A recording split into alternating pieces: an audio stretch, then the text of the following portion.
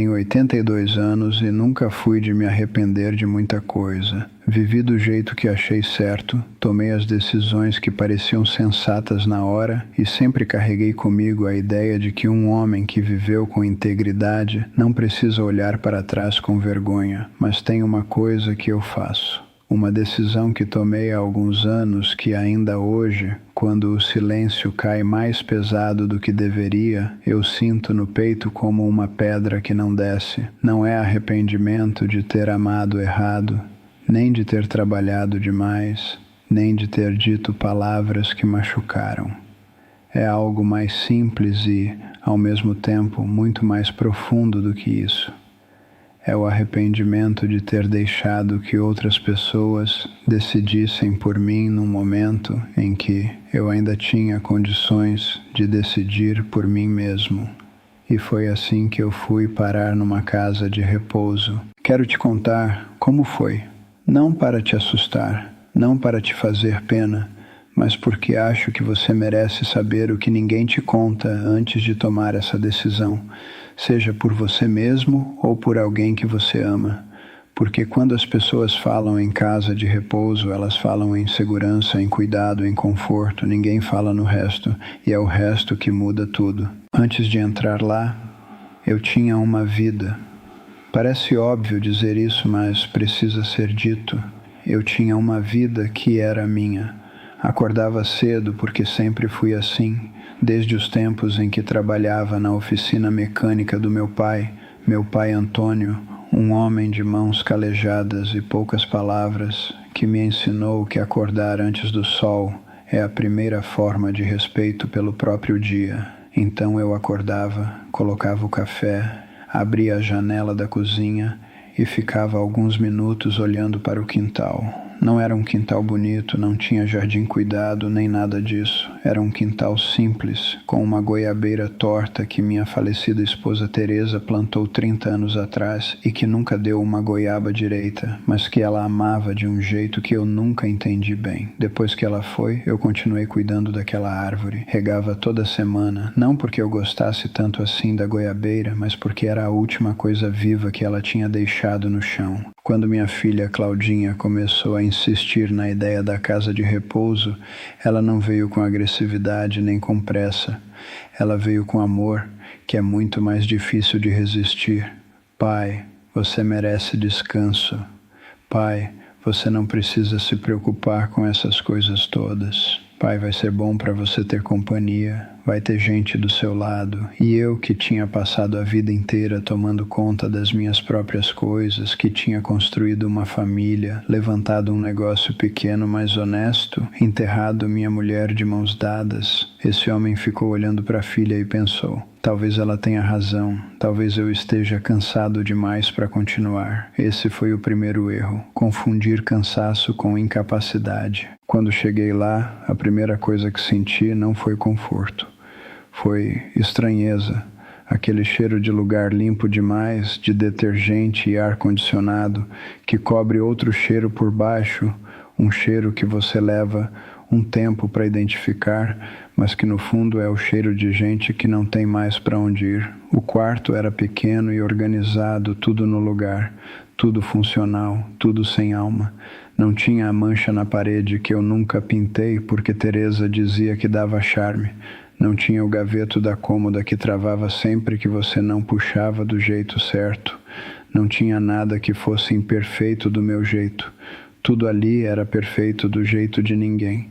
E foi nessa primeira noite, deitado naquela cama que era confortável demais e ao mesmo tempo completamente desconhecida, que eu percebi o que tinha me custado aquela decisão. Eu tinha trocado a minha vida por uma versão administrada da vida. E a diferença entre as duas é enorme. A perda da independência não acontece de uma vez. Isso eu precisaria ter entendido antes. Ela não chega com um aviso, não tem uma hora marcada. Ela vai chegando devagar, em doses pequenas, que parecem razoáveis uma a uma, mas que juntas formam uma corrente que vai se apertando sem que você perceba. O café da manhã é às 7h30. Se você não estiver com fome às 7h30, paciência. O banho tem horário. A caminhada tem horário. E se você quiser dar uma volta no jardim fora do horário estabelecido, você precisa avisar alguém, esperar que alguém esteja disponível e então ir acompanhado de um jeito que não parece exatamente um passeio, parece mais uma supervisão. Lembro de uma tarde em que acordei da soneca com vontade de tomar um copo de leite quente, do jeito que Teresa fazia, com uma pitada de canela e um pouco de mel. Coisa simples, a coisa mais simples do mundo. E eu fiquei deitado, olhando para o teto, porque sabia que não tinha cozinha, não tinha minha panelinha, não tinha a canela que ficava no segundo prateleiro à direita do armário. Tinha um botão para chamar alguém, mas eu não quis apertar o botão. Não porque não pudesse, mas porque apertar aquele botão para pedir leite com canela às 3 da tarde me fazia sentir uma coisa que eu ainda tenho dificuldade de nomear. Não era vergonha exatamente, era mais a sensação de que eu tinha deixado de ser o dono de qualquer coisa, nem mesmo do meu próprio desejo de tomar leite. Isso que parece pequeno é o coração do problema. São as pequenas liberdades que fazem uma vida ser sua. Não são as grandes decisões, não é o trabalho, não é a casa. É o leite com canela às 3 da tarde. É escolher ficar de pijama até o meio-dia num domingo porque você pode. É abrir a geladeira e comer o pedaço de queijo que sobrou sem ter que justificar nada para ninguém. São esses momentos microscópicos de autonomia que, quando somados, formam a textura da sua vida. E quando você os perde, perde junto um pedaço de quem você é. A segunda coisa que ninguém te conta é sobre a solidão. E aqui eu preciso ser justo com minha filha Claudinha, porque ela cumpriu o que prometeu, pelo menos no começo. Ela vinha toda semana, às vezes 2 vezes. Meu genro Paulo vinha junto, aquele homem quieto que nunca foi de muitas palavras, mas que sempre me olhava do jeito certo, sabe? Daquele jeito que diz que ele estava tentando. Os netos apareciam nos fins de semana e havia uma alegria genuína nessas visitas, não vou mentir. Mas tem uma diferença entre receber visita e ter companhia. Visita tem hora para chegar e hora para ir embora. Companhia fica. Aos poucos, as visitas foram espaçando. Não por má vontade, mas porque a vida tem essa crueldade gentil de continuar acontecendo para todo mundo ao mesmo tempo. A Claudinha teve um problema no trabalho que tomou muito da energia dela. O Paulo começou uma pós-graduação. Os netos cresceram e a vida dos jovens tem uma velocidade que a gente esquece como é quando vai ficando mais velho. E eu fui entendendo com uma clareza que dói que quando você não está presente no cotidiano de ninguém, é muito fácil, sem nenhuma intenção ruim e deixando de ser lembrado com a mesma urgência. Me lembro de uma noite, devia ser umas 9 horas, eu estava sentado na minha cama com o telefone na mão. Queria ligar para o meu filho Renato, que mora em outra cidade e que nunca foi de visitar muito, mas que sempre mandava mensagem. Fiquei com o telefone na mão por uns 20 minutos sem ligar.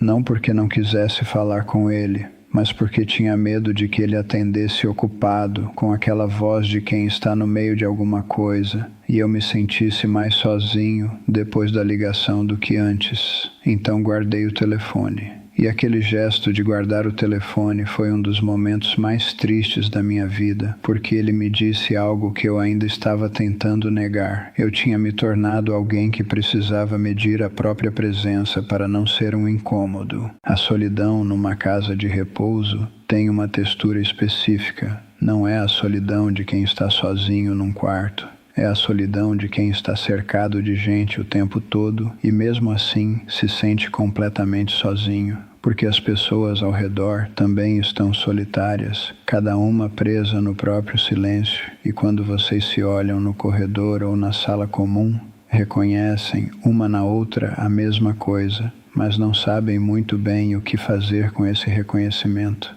Tinha um senhor lá, meu vizinho de quarto, Geraldo, que tinha sido engenheiro civil a vida toda, homem inteligente, culto, que tinha construído pontes em 3 estados diferentes. Toda vez que eu sentava do lado dele na sala, ele me contava de uma ponte que tinha feito no interior do Paraná, uma ponte sobre um rio que cheio dava medo e que, graças à estrutura que ele calculou, nunca cedeu, nem nas maiores enchentes. Ele contava essa história com um brilho nos olhos que era quase doloroso de ver, porque você percebia que aquele era o último repositório vivo de algo que tinha sido enorme na vida dele e que não tinha mais para onde ir além daquela conversa no corredor. Geraldo não recebia muita visita. Tinha uma sobrinha que aparecia uma vez por mês, gentil, apressada, sempre com o olho no relógio. E um dia eu perguntei para ele se ele não tinha saudade de trabalhar, de usar a cabeça do jeito que usava antes.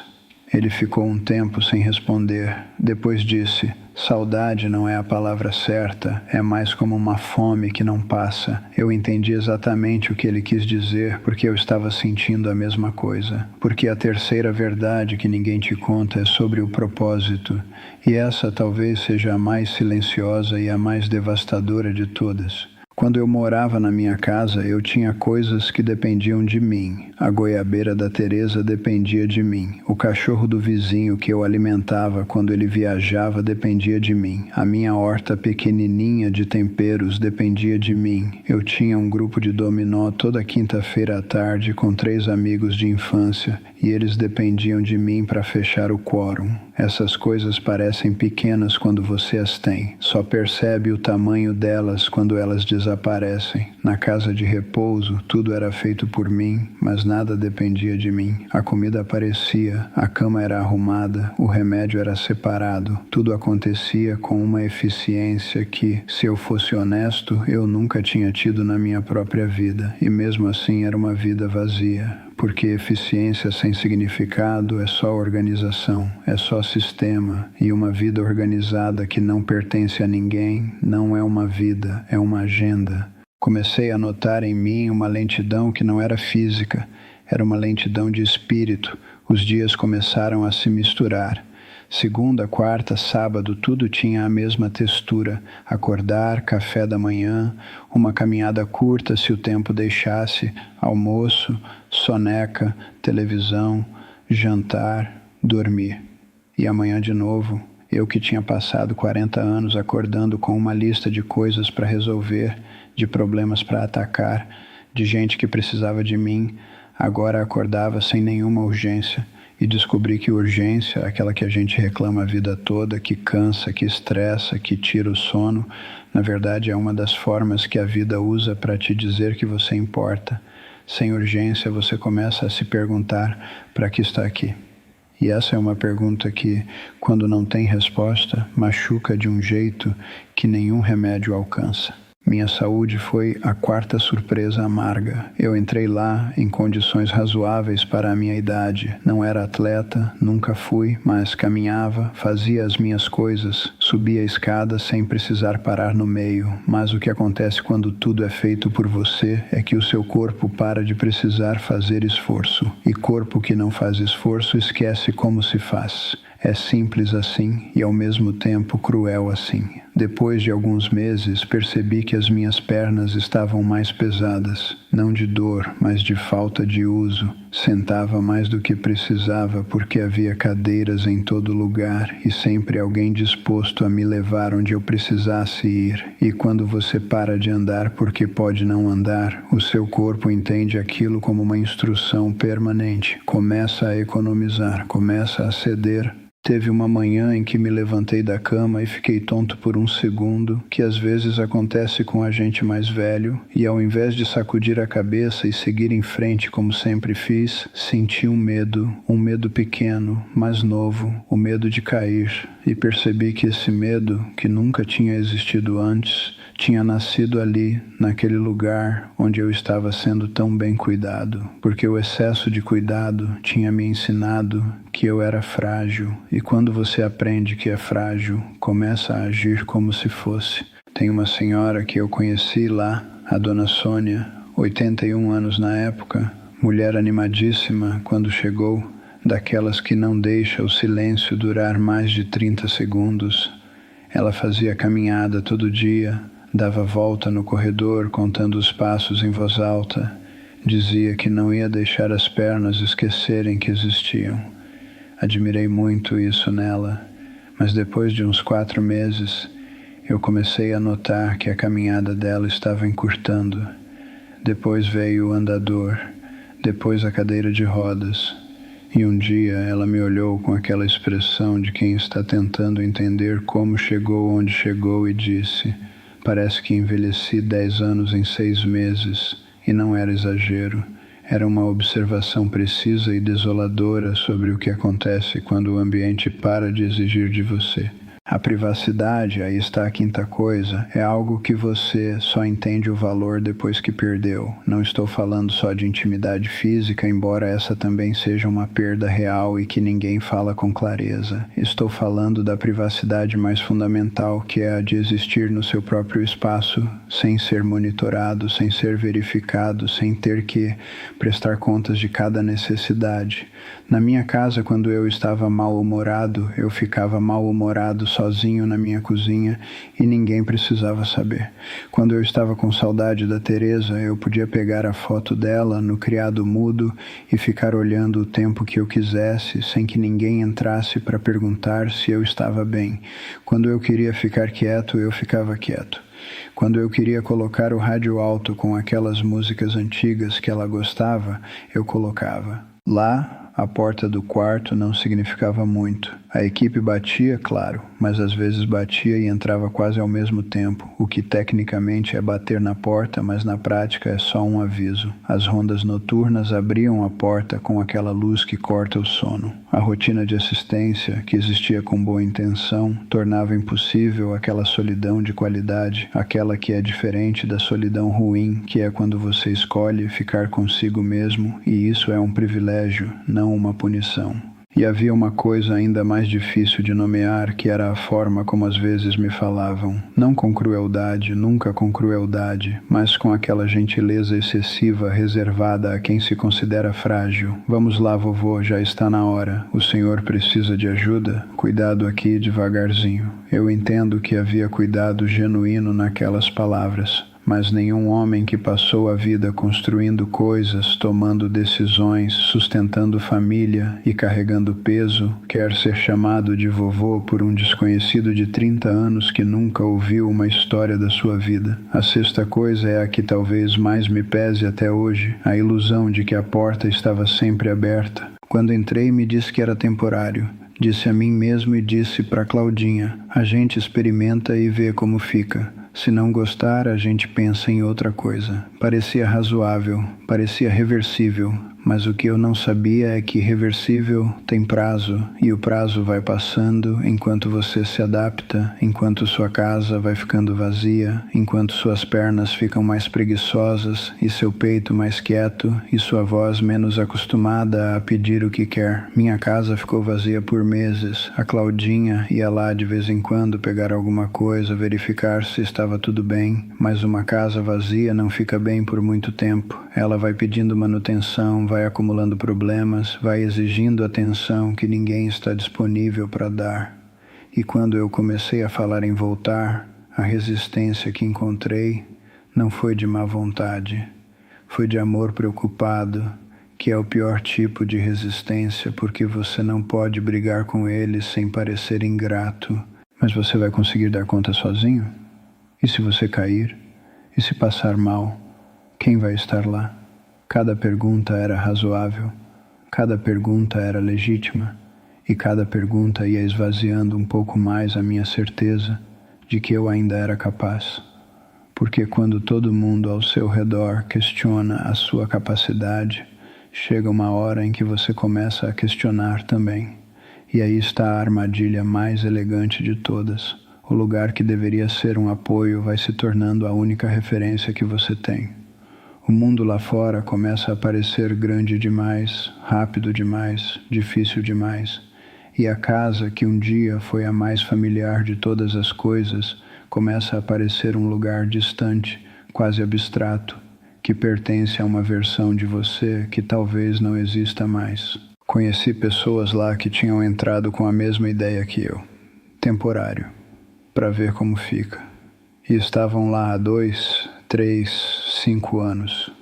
Não porque fossem incapazes de sair, mas porque a saída tinha ficado mais cara, mais complicada, mais assustadora do que a entrada. Alguns tinham vendido a casa, alguns tinham esgotado as economias com as mensalidades, outros tinham simplesmente deixado o tempo passar, até que a pergunta de voltar perdeu o sentido.